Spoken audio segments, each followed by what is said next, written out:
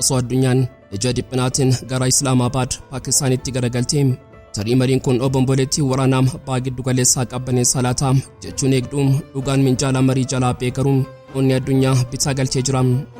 Mariin kun guutummaatti fashalaa'eera jechuun ni ulfaata.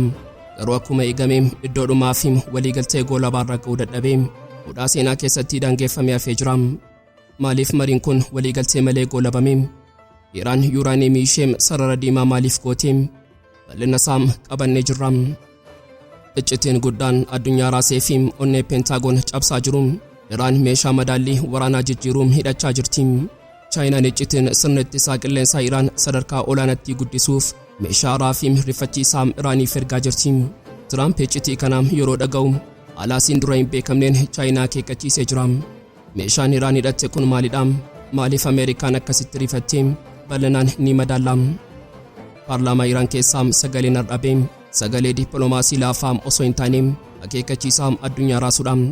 Iraan dhiigaa fi qabeenya keenya waan balleessitaniif beenyaa nuuf kafaltu yookiin ammoo dooniiwwan keessan galaana Arabaa keessatti qabnee gurgurra jechuun ifatti labsitee jirti. Iccitii labsii kana yoo gara xumuraatti nuuf faana turtan ni dhageessu. Qophii keenya laayik gochuun jalqabaan affeerraa keenya yeroo maraati. Yooyaa ashama harka fuunee kabajamtoota dhaggeeffattoota keenya kun Oromia 24 Newsdha. Kanneen chaanala YouTube keenya faaraa taatan subscribe gochuun maatii keenya ta'aa. Qophiin keenya namoota hedduu bira akka ga'uuf like share gochuun waliif qooduun dagatinaa. Aga xumura qophii keenyaatti turtii gaarii.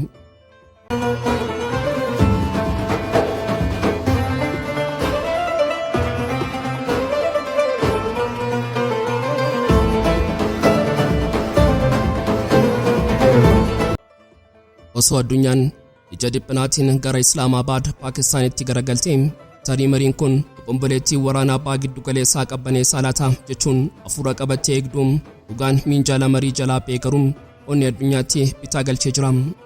Mariin kun guutummaatti fashalaa'eera jechuun ni ulfaata. Garuu akkuma eegame iddoodhumaa fi waliigaltee goolabaarra ga'uu dadhabee hudhaa seenaa keessatti daangeffamee hafee jira. Sababni isaa guufuu salphaa yookaan waldhabdee yeroo gabaabaa miti.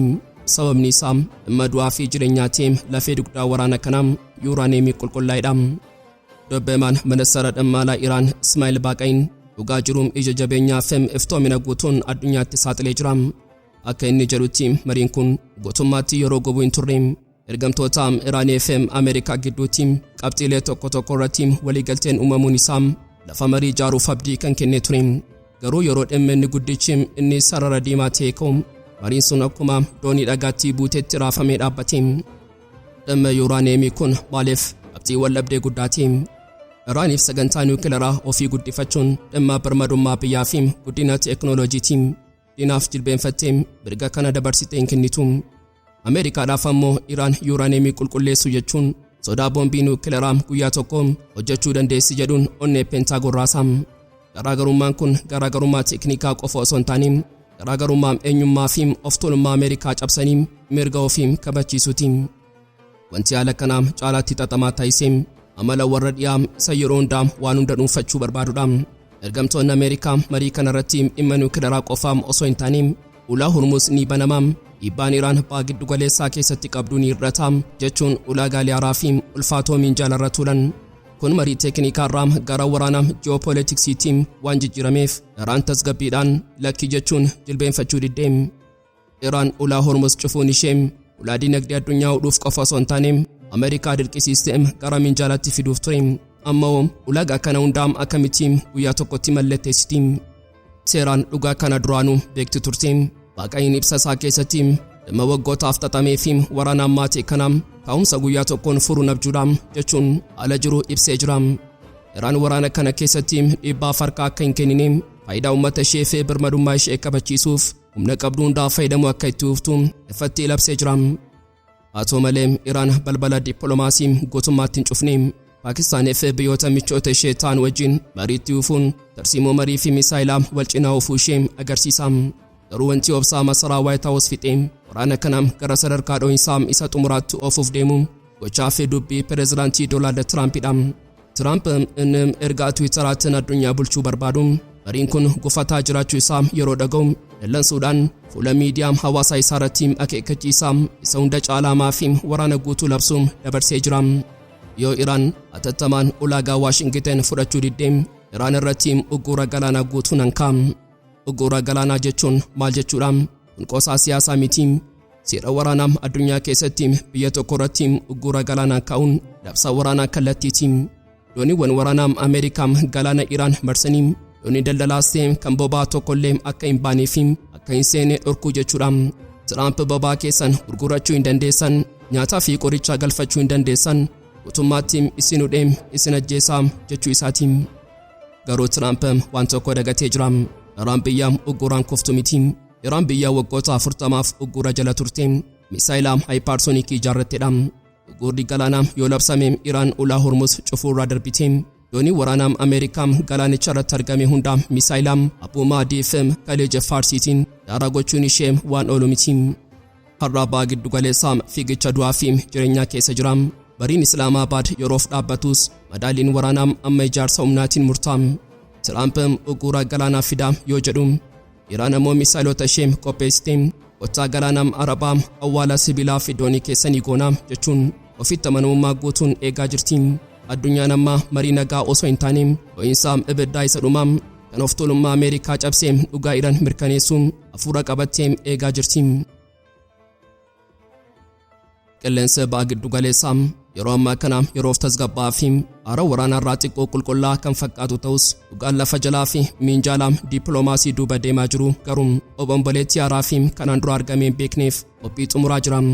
Waraanni Ameerikaa fi Israa'el Iraan irratti banan yeroo ammaa kana boqonnaa yookaan dhukaasa dhaabbii gabaabaa keessaa yoo jiraatillee Iraan yeroo kana akka foddaa tarsiimootti fayyadamuun gaachana sibiilaa ishee isa miidhame deebisee ijaaraa jirti.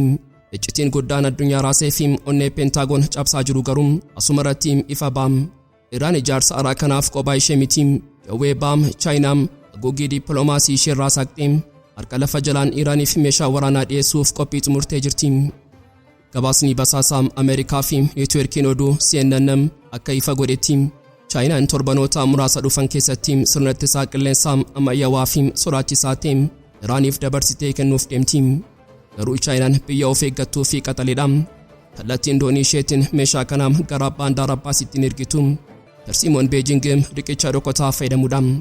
Meeshaaleen kunneen biyyoota gidduu seentotaa fi karaa daldalaa al-kallattii ta'een ija raadarii fi basaasaa Ameerikaa jalaa miliquun gara Iraanitti akka yaa'an karoorfamee jira. Kaayyoon isaas ifadha. Chaayinaan Iraaniif olmaa gochuu barbaaddi garuu Waashingten wajjin waraana kallattii keessa seenurraa of qusachuu feeti.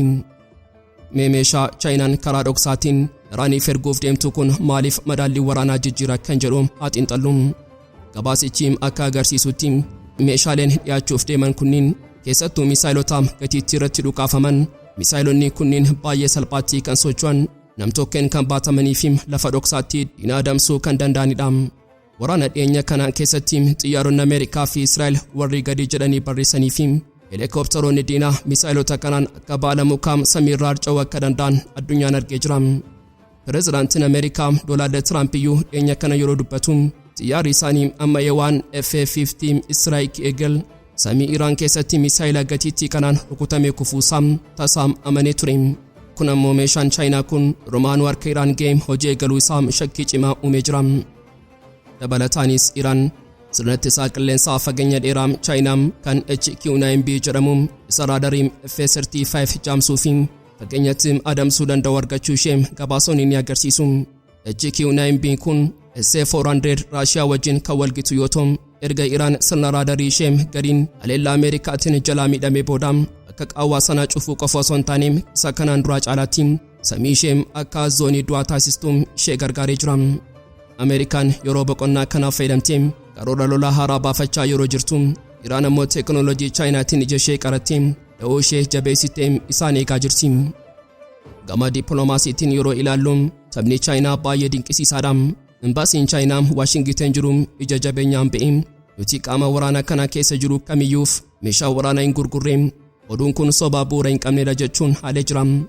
Dubbiimtuun ministeera dhimma alaa Chaayinaa Maa'ooning immoo furmaanni waraana kana dhukaasa dhaabuu fi gara minjaala mariitti deebi'uudhaan nuti carraaqqii nagaa Paakistaan gochaa jirtu ni deeggarra jechuun haguuggii dallaala nagaa uffattee dhiyaattee jirti. Chaayinaan waraanni kun ammaatee boba'aan ulaa Hormuz irraan deemu dhorkamee dinagdeen addunyaa akka jeeqamu hin barbaadu. sababiin isaa isheen ofii isheetii boba'aa Iraan dhibbeentaa guddaan waan fayyadamtuufi. Garuu waraana kana godhattee Iraanin jilbeenfachiisuuf yaaliin Ameerikaan gootuun fedhii Chaayinaa wajjin guutummaatti wal faallessa. Kanaafuu Chaayinaan afaaniin nagaa lallabaam harka lafa jalaan ammoo Iraaniif oksijiinii waraanaa dhiyeessaa jirti. Xiinxaltoonni siyaasa addunyaa akka ibsanitti tarkaanfiin Chaayinaa kun jijjiirama bu'uuraa isa guddaadha. Kanaan dura Chaayinaan meeshaalee tajaajila dachaa kan siviiliifis waraanaafis oolan ofa Iraaniif gurgurti turte. Amma garuu kallattiin gara meeshaa waraanaa murteessaatti ce'uun ishee Beejingii madaallii humna Baha Giddu-galeessaa keessatti Ameerikaadhaan asitti dhiibbaa gochuu hin dandeessu jechuu isheeti. Kun akkuma Raashiyaan odeeffannoo saatalaayitii fi basaasaa Iraaniif kennuun dooniiwwan Ameerikaa ittiin rukuchiise sana Chaayinaanis adda waraanaa kana keessatti geeshee taphachuu eegaluu ishee mirkaneessa. Waraanni Baha Giddu-galeessaa har'aa kun waraana biyyoota lamaa yookaan sadii gidduutti daangeffame miti. Inni ifatti waraana bakka bu'iinsaa sirna addunyaa haaraati. Ameerikaa fi Israa'el gama tokkoon, Iraan, Raashiyaa fi Chaayinaan ammoo gama kaaniin hiriiranii jiru. Ameerikaan Iraanin dhiigsineerra, hoggansa ishee ajjeesnee of duuba deebisneerra jechuun yeroof gowwomsitu. Iraan ammoo ijaarsa haaraa fi deeggarsa baatiin madaa ishee hidhattee caalaatti jabaattee dirreetti deebi'aa jirti. Yeroon dhukaasni dhaabbii kun yoo xumurame waraanni lammaffaa baname xiyyaarri Ameerikaa samii Iraan yeroo seenu kan isa eeggatu raadarii moofaa Iraan osoo hin taane ija jawwichaa kan teekinooloojii Chaayinaa fi obsaa Iraaniin ijaaramedha. Addunyaan amma barii waraanaa guddaa kan teekinooloojiin teekinooloojii baatiin ittiin qoramu hafuura qabattee eegaa jirti. Waashingten keessaa sagaleen aarii fi doorsisaa kan pireezidaantii Doonaald Tiraamp irraa burqee gara jawwee baha Chaayinaatti qajeelee jira. Tiraamp namichi yeroo hundaa of tuulummaa fi dhaadannoon miidiyaa dhuunfatu masaraa White House dura dhaabbatee gara Maayaamiitti osoo hin qajeelin dura dhugaadhaa fi iccitiin basaasaa dhiyaa saaxilee tokkoof deebii kenne. Yoo Chaayinaan meeshaa waraanaa Iraaniif ergite rakkoo guddaa fi ulfaataatu ishee mudata jechuun akeekkachiisa cimaa dabarsee jira. Akeekkachiisni kun jecha lafaa kee miti. Inni dhiphina Pentagon keessa jiru kan ifatti agarsiisudha. Ameerikaan Iraanin laamsheessine irraa jettee yeroof gowwomsitu. Iraan ammoo harka lafa jalaan gaachana sibiilaa ishee teekinooloojii Chaayinaatiin haaromsuuf qophiitti murtee jirti. Gabaasni CNN fi New York Times maddeen basaasaa Ameerikaa CIA waabeeffachuun akka saaxilanitti Chaayinaan torbanoota muraasa dhufan keessatti sirna ittisaa qilleensaa ammayyaawaa Iraaniif dabarsitee kennuuf deemti. Wanti caalaatti Waashingten maraachi garuu misaayila qofa miti. Chaayinaan waraana kana keessatti gahee dhokataa fi murteessaa taphachaa akka jirtu maddeen basaasaa ni mirkaneessu. Dhaabbileen Chaayinaa keemikaalota waraanaa, boba'aa fi meeshaalee ijaarsaa warshaalee waraanaa Iraaniif barbaachisan ifaa fi dhoksaatti dhiyeessaa jiru. Ameerikaan dinagdee Iraan uggurreera jechuun yeroo abjootu Chaayinaan ammoo karaa duubaan Iraaniif oksijiinii waraanaa kennitee qabsoo ishee akka itti fuftu taasisaa jirti. Osoo addunyaan dho'iinsa misaayilaa fi dhukaasaa qawwee qofaa eeggatu Baha Giddu-galeessaa har'aa bifa waraana haaraa kan dinagdee fi siyaasaa walitti xaxee diina ukkaamsu tokko dhalchee jira. Iraan ishee waggoota dheeraaf dhiibbaa dinagdee fi haleellaa waraanaa dandamachaa turte. Ammoo ofitti suuraa gara gaaffii haqaa fi beenyaatti ceetee jirti. Paarlaamaa Iraan keessaa sagaleen har'aa sagalee dippilomaasii laafaa osoo hin taane akeekkachiisaa obomboleettii dinagdee addunyaa raasudha. Waan dhiigaa fi qabeenya keenya balleessitaniif beenya nuuf kafaltu yookiin ammoo dooniiwwan keessan galaana Arabaa keessatti qabnee gurgurraa jechuun ifatti labsitee jirti. Tarkaanfiin kun seenaa waraanaa keessatti iddoo guddaa qaba. Kanaan dura biyyoonni mo'aman qofatu beenyaa waraanaa kafaluuf dirqamu turan. Garuu Iraan ofitti amanamummaa guutuun Ameerikaa fi Israa'el kasaaraa isin nurraan geessistaniif doolarii tokkollee isin jalaa hin hafu jechaa jirti. Miseensi koree nageenyaa biyyaalessaa paarlaamaa Iraan TV biyyattii irratti beem dhugaadhaa kana addunyaatti dubbate. Dhiiga gootota keenya wareegamanii madaa namoota keenyaa fi qabeenya barbaadaaf beenyanii fudhannaa. Iraan dhimma kana irratti hin qoosu jedhe. Kun filannoo osoo hin taane dirqama Ameerikaa fi michoota ishee irratti fe'amedha. Yeroo Ameerikaan yoo kafaluu diddee gaaffii jedhuuf Iraan deebii qabatamaa fi onnee diinaa cabsuun qopheessitee jirti. Ibraahim Riizaayin dubbiimaan koree nageenyaa paarlaamichaa yoo isaan fedhii isaaniitiin kafaluu didan nuti dooniiwwan isaanii warra diina ta'an galaana Arabaa fi ulaa Hurmuz keessatti qabnee gurgurree maallaqa keenya humnaan fudhanna jechuun akeekkachiise. Tarkaanfiin kun waraana qilleensaarraa gara adamoo dooniitti ce'uusaa agarsiisa. Iraan doonii daldalaa yookaan boba'aa kamiyyuu kan biyyoota dhiyaa wajjin hidhata qabu akka qabeenya diinaatti ilaaltee hojiif murtii dabarsitee jirti.